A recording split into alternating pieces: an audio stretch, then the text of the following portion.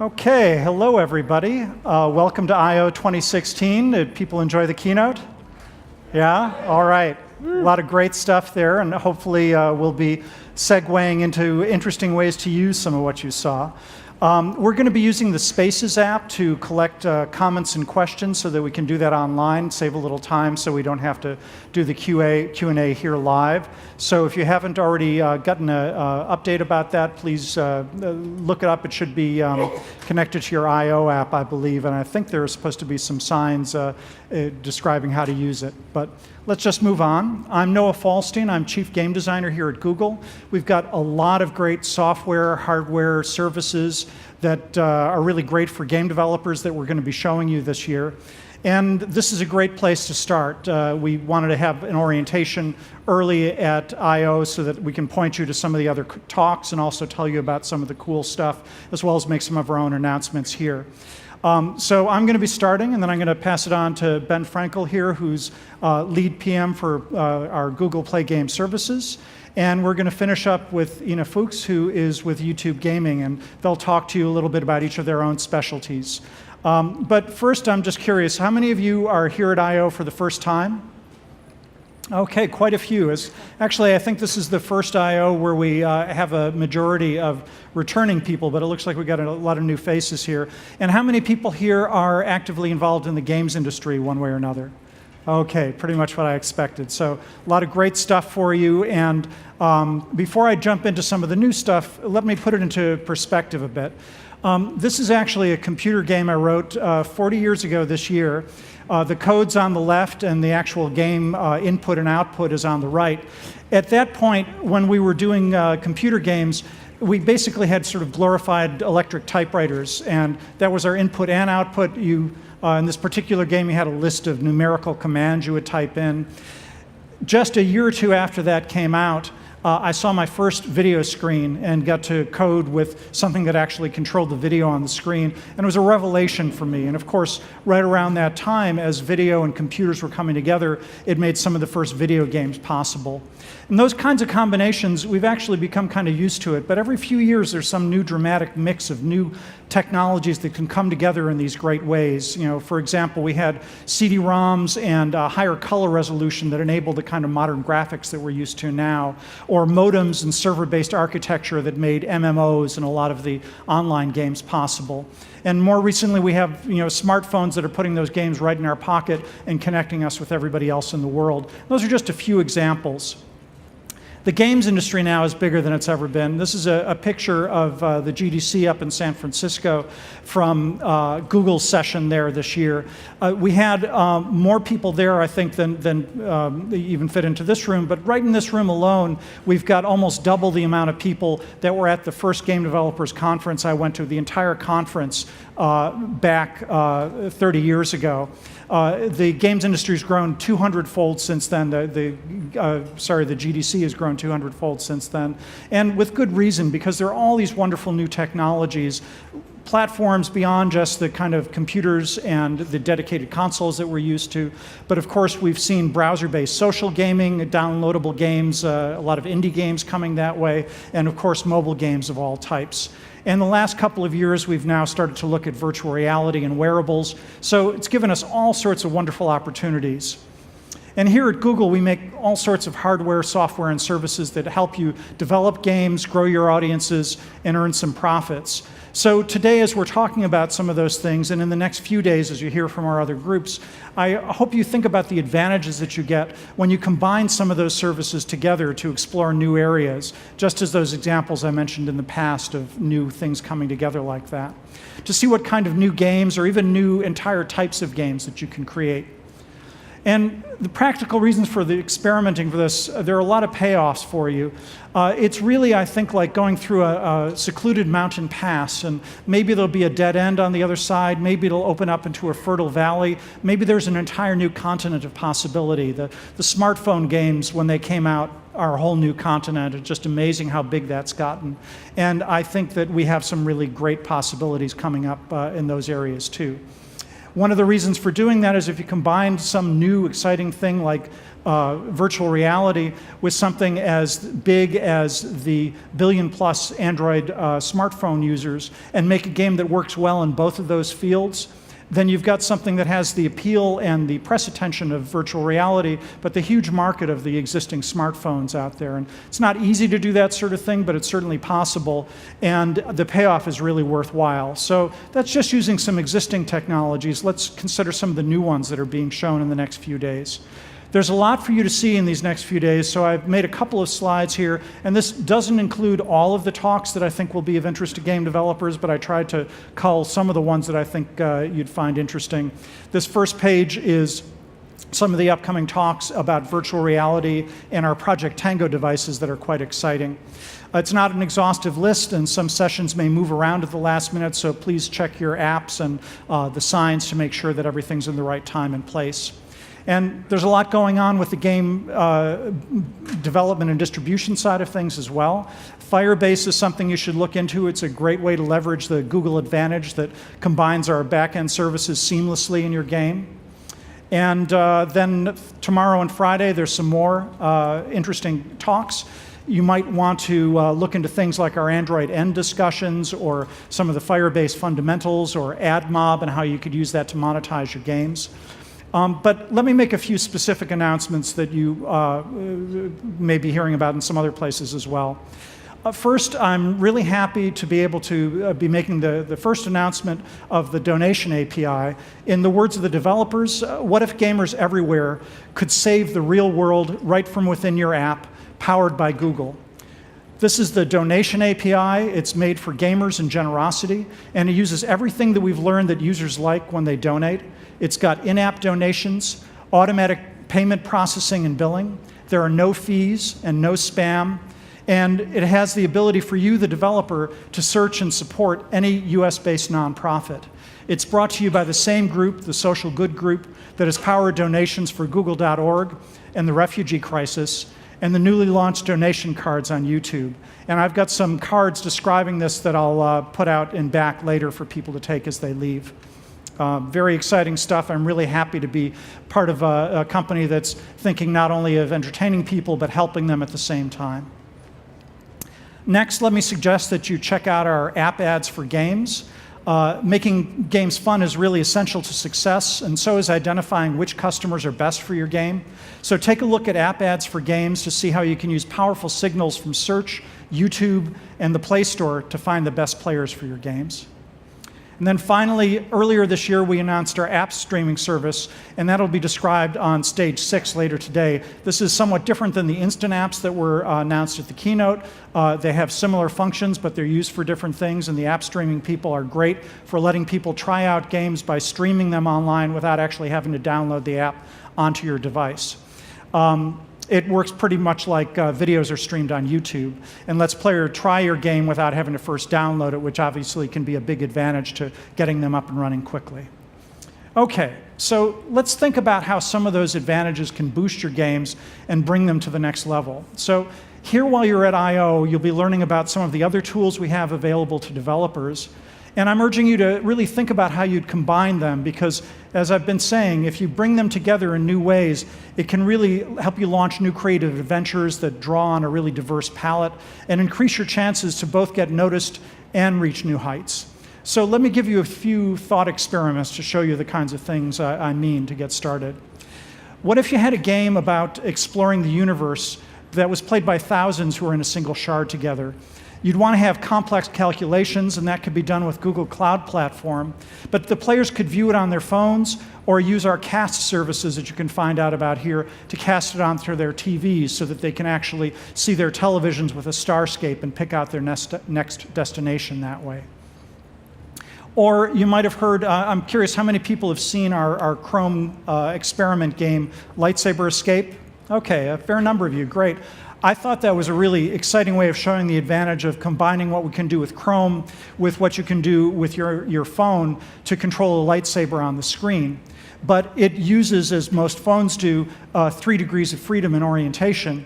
Imagine using one of our Project Tango devices or one of the new phones that Lenovo will be making later this year, so that as you're using your lightsaber to deflect bolts, it's not just seeing which orientation it's in, but you can move it side to side, up and down, and much like they do in the movies, send those blaster bolts back at the stormtroopers.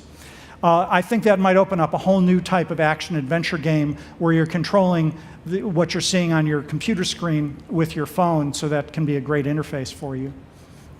And finally, I'll suggest TensorFlow, which has been getting a lot of news, and consider how that open source machine learning tool might be used in conjunction with something like Google Earth to create a new kind of game that fused alternate reality gaming with massively multiplayer games. Imagine, for example, that you have a world-spanning game that has procedurally generated objectives all across Google Earth, so that TensorFlow and machine learning can help learn each player's preferences and make objectives that are local to where they are and yet fit into the kind of world information that you can pull in with our services. So those are just a few suggestions. As you listen to Ben and Ina next, and as you go out for the next 2.5 days and hear about the other game talks, I'd like you to consider how you might want to use some of those services, any of the ones that have been mentioned or new ones that we may not have even thought of that can be used by gamers. That's happening all the time. Go out there, create some groundbreaking new games, or supercharge your existing games. And speaking of supercharging, I'm going to turn it over now to Ben Frankel, PM of our Google Play Game Services Group, to tell you more about that multi-powered service. Thank you.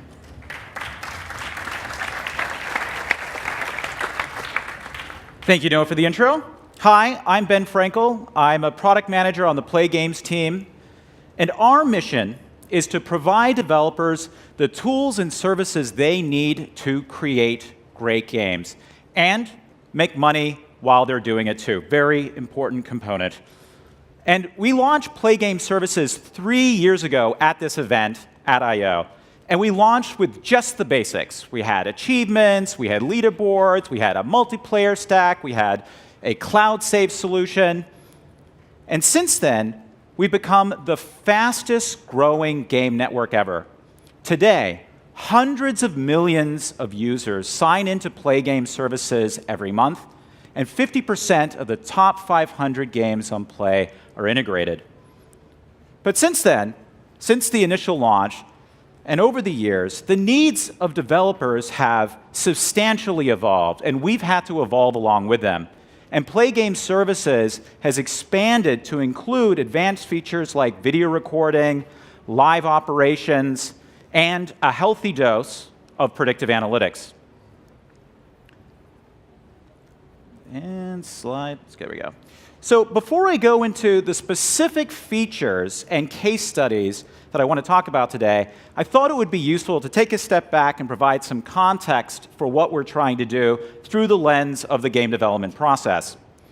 So to start off on the left here, and I can barely see things because of the awkward angle here. So, but starting off on the left, a typical game will start off with something like a brainstorming session. I've heard a lot of game developers have a game jam where people vote on whatever concept they think is the best. For some, maybe it's a eureka moment they have in the bathtub, though for me personally, I prefer mine in the shower. And once you've locked in on an amazing idea, it's time to take it one step further with a prototype. And after you've exhausted your most expedient testing options, like your coworkers, your friends, your family, maybe a distant cousin somewhere, you need to expand your audience by launching a beta program or soft launching your game. And after iterating a while, and you're confident your game is awesome and has a chance to monetize well, you're ready to launch and promote your game to the public. Hooray, right? But these days, launching your game is just the start of the journey for a game developer. You need to continue to invest in acquiring new users, and you have to retain those users by keeping your community engaged, tailoring and tuning your content to different player segments, and running live events. Those are all very important components. But today I'm going to focus on just 3 things that Play and Play combined with other Google products are doing to drive game developer success. First, we're going to talk about how we can help you find the right users at each stage of the game development process. Then we'll cover how we can help you tailor and tune your game to different player segments. And lastly, we'll talk about how we can help you harness the creativity and enthusiasm of your gaming community to deepen player engagement. So let's start off with how Play can help you find the right users. This is a very important part for everybody's business. So at this year's I/O, we're introducing the early access section to the Play Store. And as I mentioned earlier, once you've built your initial prototype and iterated a bit, it's important to get feedback from the largest audience possible before you launch your game publicly. And that's what the early access section is for. Early access will feature exciting games that are still in development so that early adopters and influencers are able to discover and try out your game. And importantly, it also gives them an opportunity to give you private feedback. This is the perfect way to experiment and fine-tune your game before it's finally released to everybody. So when you're finally ready to launch, you'll need to promote your game and find a way to drive installs. And for those of you who are indie developers, you'll be excited to hear that we've added a new way to highlight you and your games in the Indie Corner collection on the Play Store that we launched earlier this year at GDC. The Indie Corner is dedicated to highlighting truly amazing and unique games that users love. And here's how the program works. So first, you have to make a great game. It all starts there. And then you need to submit your game to participate in the Indie Corner program at this URL that you can see on the left-hand side of the screen there. I guess your right, sorry, your right-hand side. Anyhow, it's g.co/Indie Corner submission. And from there, a panel selects games for featuring in the Indie Corner collection. It's simple. However, there's more to the Indie Corner program than just the featuring, though that's obviously a big benefit. It also serves as a way for us to have the opportunity to help indie developers understand and improve their game performance. And I'll walk you through an example of something we did with a partner of ours, Spring Loaded. So when we started working with Spring Loaded, they had just soft launched their game Last Vikings. And they gave us an early build, and we tested it extensively, and we wrote up a detailed analysis of some things they could do to improve the game, how they could best integrate Play Game services, and some tweaks they could make to improve monetization and retention. Then Spring Loaded implemented every single one of our recommendations. It was extremely impressive to see it all come together really nicely, and the results for them have been phenomenal. So after they made a few tweaks here and there to their game, they were able to double average revenue per paying user and make huge improvements to retention. They, in fact, doubled their day 7 retention on the back of the work that we did with them. And in James Bernard's own words, the Indie Corner program has been invaluable to us in helping us believe that as a small indie, we can actually make it on our own. It has been a transformative experience for them. And hopefully you'll all be excited to hear tomorrow the Indie Corner collection will be live on the store, so don't forget to check that out.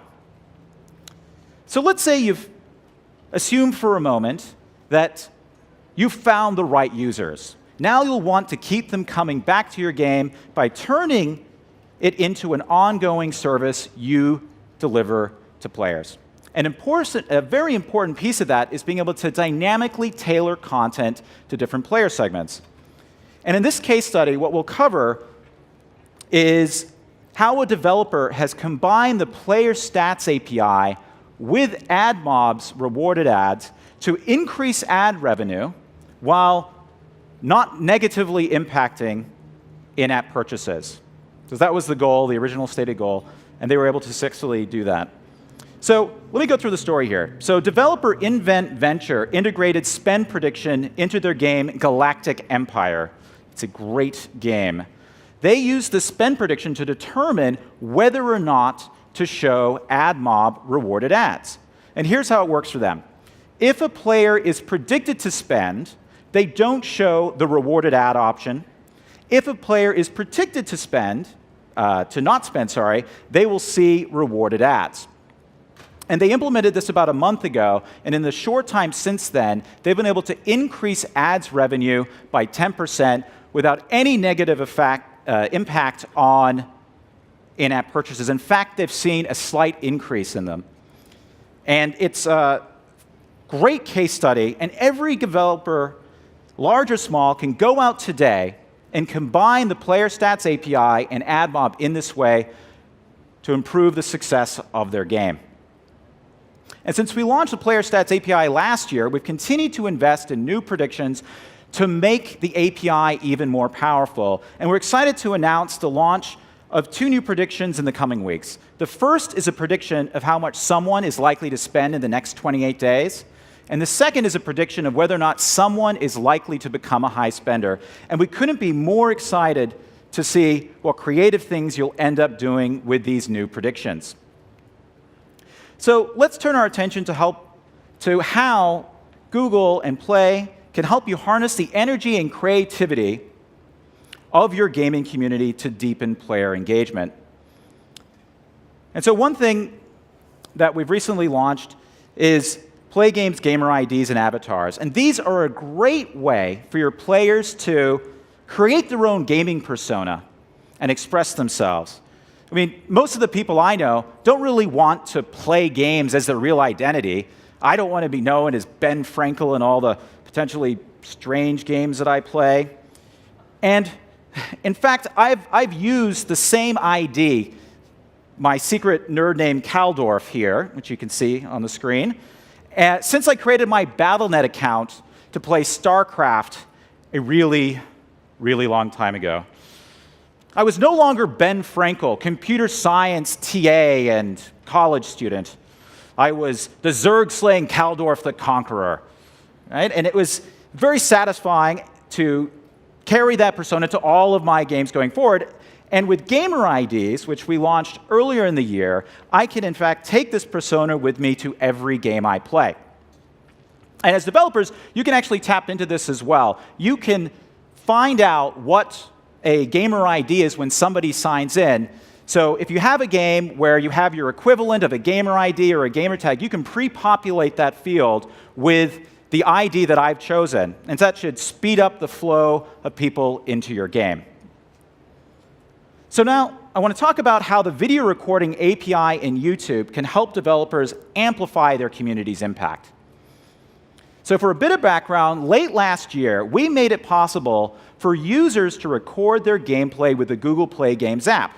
And after an extended early access program, today we are excited to announce that in the coming weeks, the video recording API will be available to all developers so that players can bring up this video recording experience directly from your games.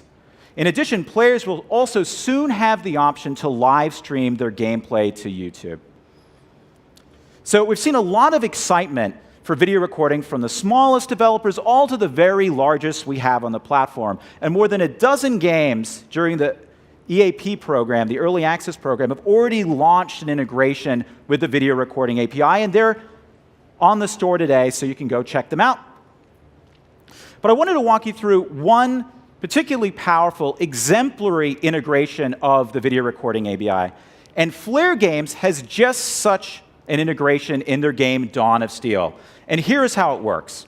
So before you launch a raid and invade another base and blow things up, you come to the screen on your left. So there we go. OK.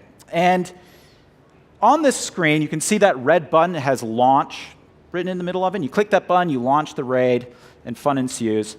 Just to the left of that red button is a camera icon. And if you click that camera icon, it brings up the video recording overlay. And then from that overlay, you have all the controls you need to mute your mic, turn off and on the forward-facing camera, as well as, of course, start and stop the video recording. And once the recording is complete, you can edit the video and upload it directly to YouTube. And you can see here on your right, in this screenshot here, that I've clipped this video a little bit in the editing mode. And you can also see that we've helpfully pre-populated the title as well as the description so that players can share their replays faster. In the words of Flare Games' John Howard, the video recording API helped activate our community by enabling players to create a Let's Play style video in a matter of minutes with minimal effort. And it's not just minimal effort for the players, it's actually a very easy integration to do. And many of the developers we talked to said it's taken about a day to do it. So it's a big ROI for you guys. But what particularly excited me was how Dawn of Steel incorporated the video recording API as a foundational element of their global replay competition. And in the view of the folks at Flare Games, the replay share function was the perfect tool to kick off the global competition and let the community show off their skills. That is exactly the intent behind the video recording API and what we wanted developers to do with it, to create these kind of amazing experiences where people can show off their skills. They also did a really, really good job of incorporating YouTube's celebrity platform into their marketing campaign for the competition. And here's how it worked.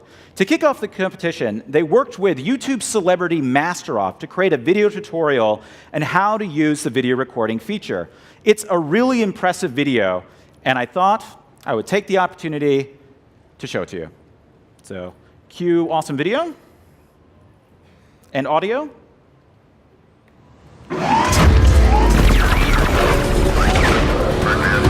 What's up everyone, Masteroff here with an awesome free-to-play mobile game, Dawn of Steel.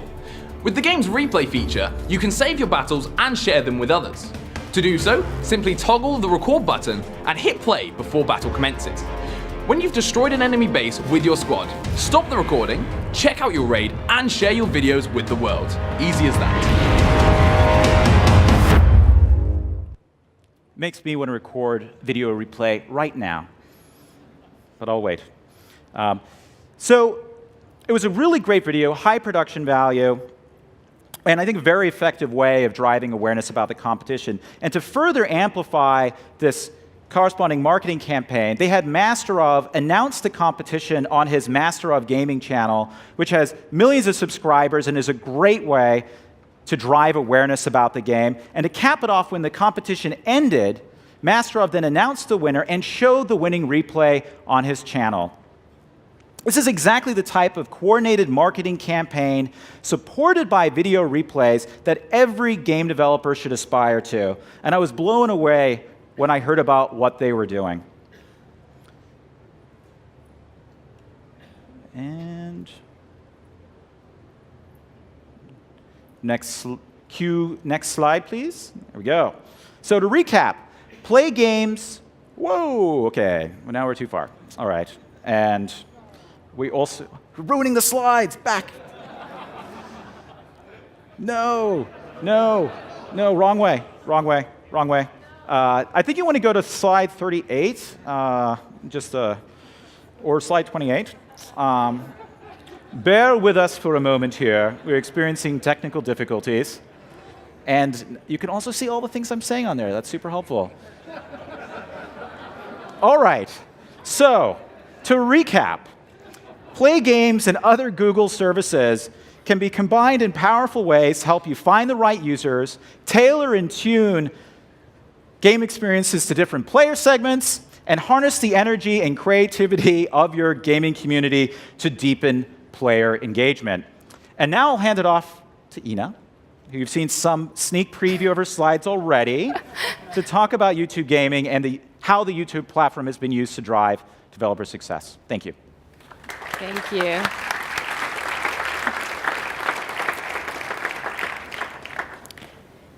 Hey, my name is Ina, and I work on the YouTube gaming team as a partnerships manager. So that means I manage or look after some of our top YouTube gaming creators, like Master of, and gaming publishers across Europe. And today I'm here to tell you about the amazing, innovative, creative, and powerful community that we have on YouTube Gaming, and how you as a developer can play an active part in it. But to truly understand the phenomenon of gaming on YouTube, I want to share a personal story. So, spoiler, this is me and my brother when we were little kids. And I guess the socks and the sandals kind of show that I was born and raised in Germany, though thanks Mom and Dad. Anyhow, my older brother and I would actually spend hours and hours of playing Monkey Island together, which is why for me today it's even a greater honor to be speaking here, as Noah is one of the co-developers of my childhood game. So in YouTube terms, I'm fangirling a little bit here. We'll take a selfie later. So back then, it was usually me watching my brother play. And I was throwing in comments here and there. He wouldn't really pass on the controller ever. But also, to me, he was just the greatest Monkey Island player in the world, and also the only one I knew. But I was just being greatly entertained. And I kept coming back into his room to watch more and more of his gameplay on the few games that he had bought with his pocket money. So we were, if you think about it, our own little gaming community, even though quite isolated. Now, also on the game development side, the industry back then was quite isolated. So developers and publishers often had no clue what was going to happen the day of the release of their game. And players wouldn't really know what they were going to see until they really bought the game, unless they had maybe read something about it in a game-specific magazine or heard about it from friends. But that was pretty much it. Now, the future of gaming, as I had imagined it back then, where I could just kind of watch any game I could think of, is already happening today. And funnily enough, I find myself working at the very core of it. With YouTube, we're surfacing all of these little gaming communities and bring them together without limitations.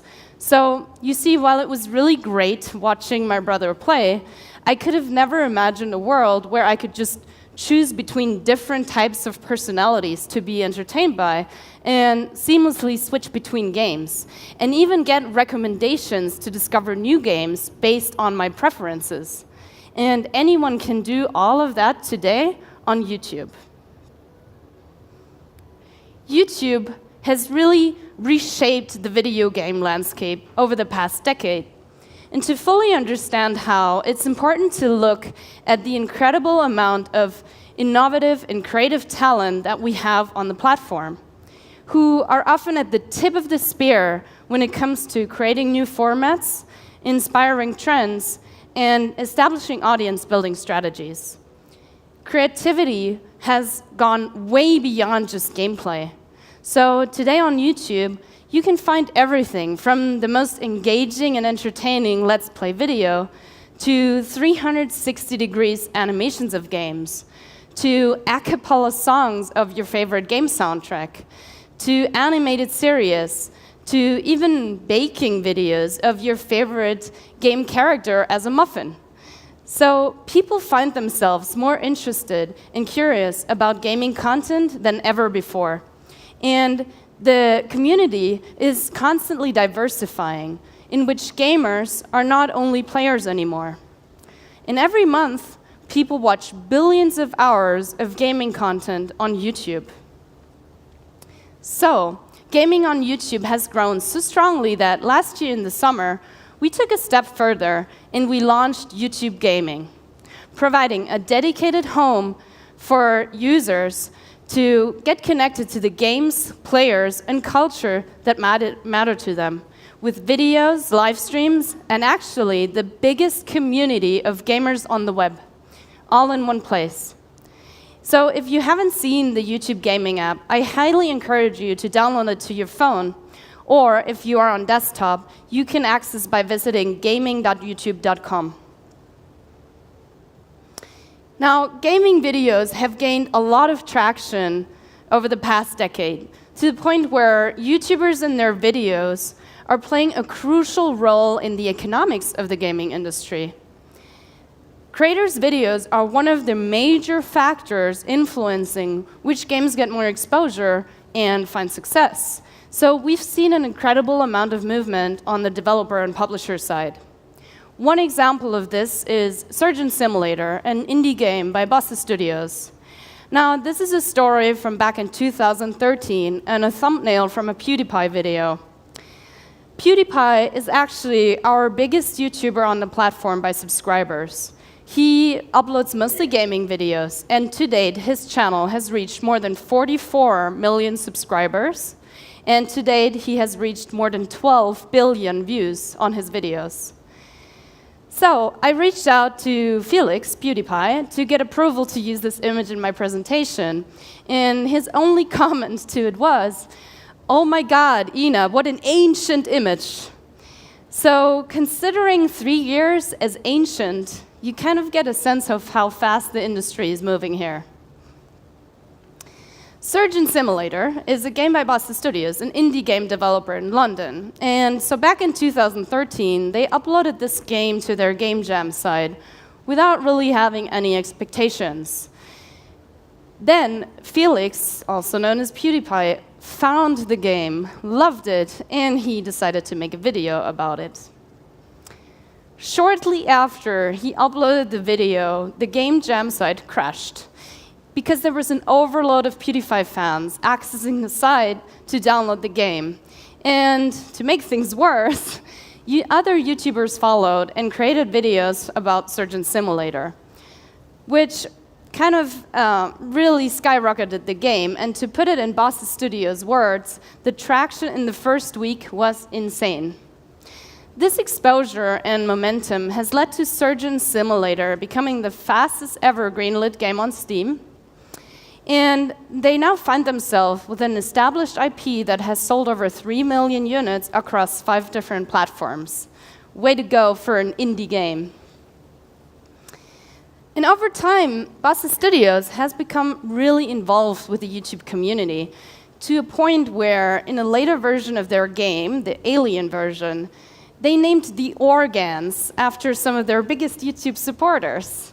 I know that's very flattering, but that's kind of just the fun of YouTube.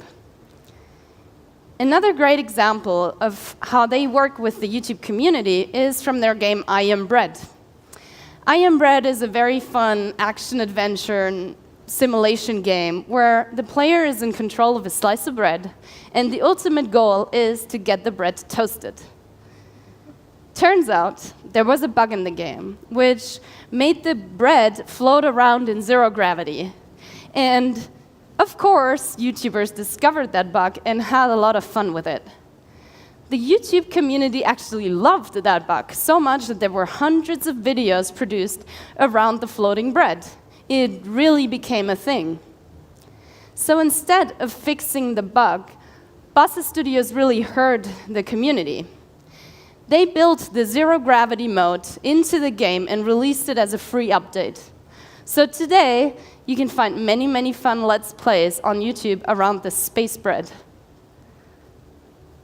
So guess what? Not only indie game developers are working with the YouTube community.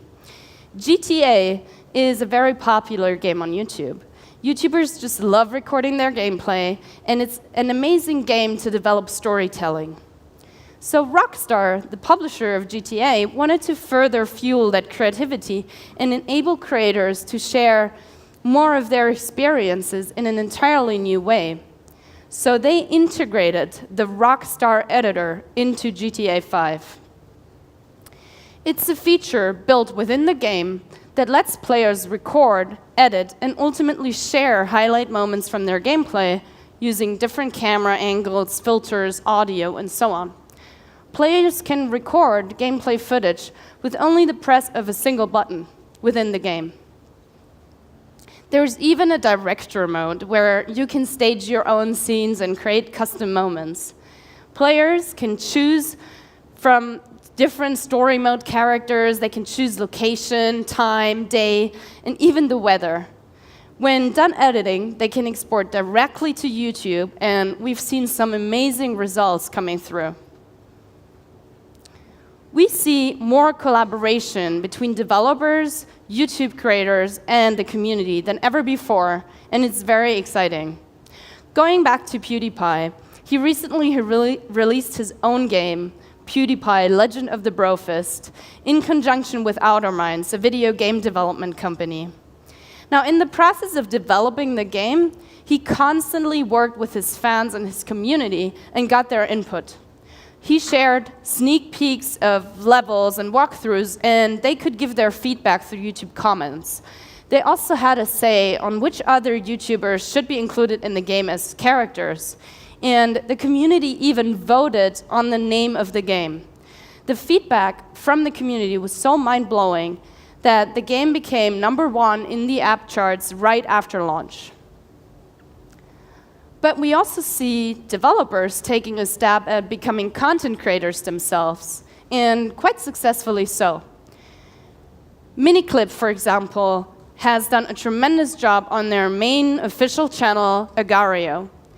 They are not only collaborating with YouTubers and curating community content, they also host regular live streams, bringing in the community manager and feature guest players on the official channel. So this very inclusive and very consistent content strategy has led to the Miniclip Agario channel reach over 1 million subscribers within only 6 months of launch, which is quite impressive. What's great about producing your own official content is that you can then link directly from the YouTube watch page to your game through what we call cards. Cards are clickable from any device and can either link to your official website or, in the case of a mobile game, directly to the Google Play Store and drive downloads of the game.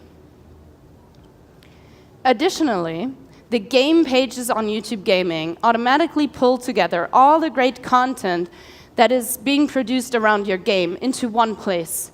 So that's actually a great place for you as a developer to discover all the creative talent out there that's already creating videos and live streams around your IP and get in touch. If you've released a game, I highly recommend you to check out your own game page on YouTube Gaming. And I've also included a link into our space for this session, and Noah will explain a little bit about what that is again, on how you can provide us with information around your game for these pages. Or you could just Google "provide YouTube with game data," and you will find that link. And speaking of more product innovations, let's talk mobile. Now, we've looked at mobile gaming, and we just see skyrocketing growth. Looking at those numbers, it was very clear to us that we not only wanted to make it an awesome experience to watch people play from a mobile phone, but also to share your own mobile gameplay and broadcast it to the world. Now, Ben has already told you about the amazing stuff you can do around integrations within your game, but we want to also be inclusive of any type of game. So part of our update to the YouTube Gaming app, as well as to Google Play Games, as Ben mentioned earlier, was mobile capture. Mobile capture on YouTube Gaming is drop-dead simple. You can select any game on your phone and just tap the record button and start capturing. You can choose to add video of yourself, sound via the mic, and adding to the fun of it, you can live stream all of that gameplay directly to your channel on YouTube already today. So really, your limit to your mobile gameplay recording is only your phone's battery now. And speaking of live streaming, we're building out amazing features on that front.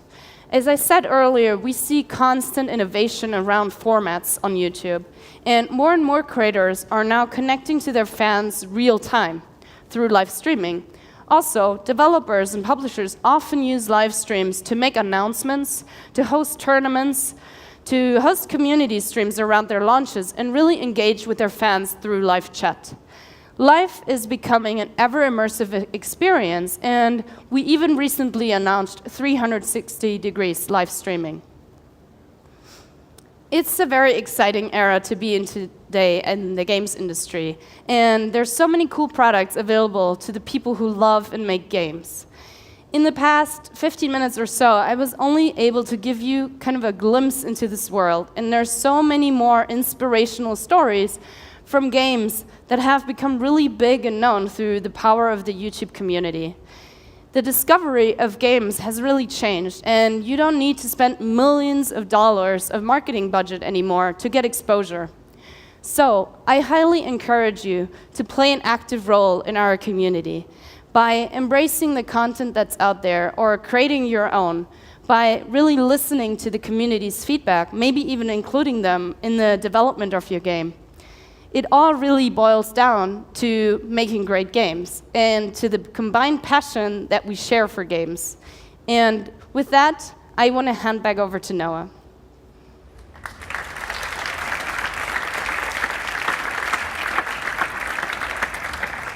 Thank you, Ina. Thank you, Ben. And thank you, everyone. I hope this has been intriguing, inspiring. I hope you can see some ways you can use these services in your games.